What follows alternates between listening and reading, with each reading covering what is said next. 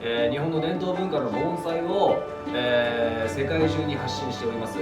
茶色い葉っぱはまず全部切っちゃいます。This was a fantastic event where both the students and the teachers got to understand a little bit more about the bonsai tradition, as well as taking time to shape our own, to plant our own and to look after them. It really was a wonderful event.